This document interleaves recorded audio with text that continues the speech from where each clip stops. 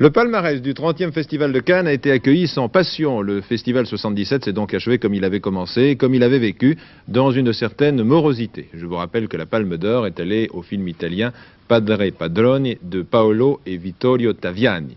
Un choix très discuté d'ailleurs. Notre confrère L'Aurore parle même ce matin d'un palmarès en forme de nécrologie. Mais il est un côté oublié, un aspect méconnu du Festival de Cannes, les incidences politiques de cette manifestation. Un reportage de notre envoyé spécial à Cannes, Bruno Mazur. Le palmarès 75 avait marqué le triomphe du cinéma politique avec Chroniques des années de Braise ou encore Section spéciale. L'année suivante, en 76, le festival avait amorcé une tendance qui s'est confirmée totalement cette année, puisque cette année, il n'y a, je parle bien sûr, que des films qui sont dans la compétition. Il n'y a plus aucun film spécifiquement politique, et cela est vrai quel que soit le pays.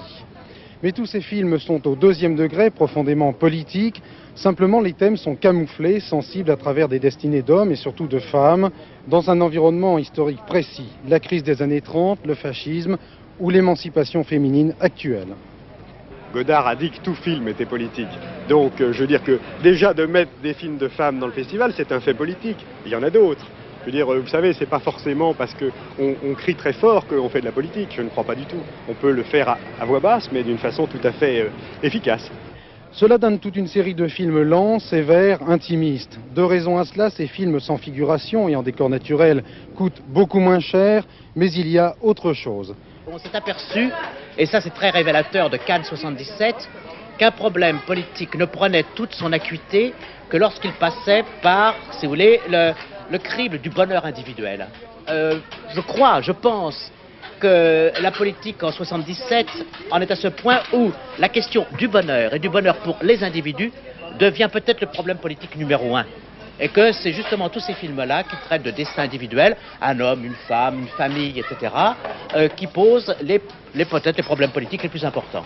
Ce sont des thèmes assez sinistres, je dois dire. De narcissisme, une espèce de cinéma métaphysique du désespoir. C'est même pas la vie quotidienne, c'est même pas le reportage sur les malheurs quotidiens, c'est un malheur de vivre, existentiel on pourrait dire. Et ça va parfois très loin et je trouve que pour le public c'est rude d'aller voir ça, il me semble aussi. Je crois qu'on peut faire un cinéma de désespoir qui débouche peut-être sur des solutions, sur quelque chose de positif. Mais pour l'instant, on est au fond de l'impasse. Et il faudra certainement une réaction. C'est vrai, ce 30e festival, reflet des inquiétudes latentes, a été un peu celui de la grande déprime sur un fond de crise économique mondiale. Très peu ou pratiquement pas de sourires, d'humour, de sex appeal, de souffle lyrique ou encore de happy end. Bref, une morosité certaine. Pas de quoi contenter les 180 millions de spectateurs français par an qui vont encore au cinéma, pour se cultiver bien sûr, mais aussi pour voir une histoire, vibrer et rêver.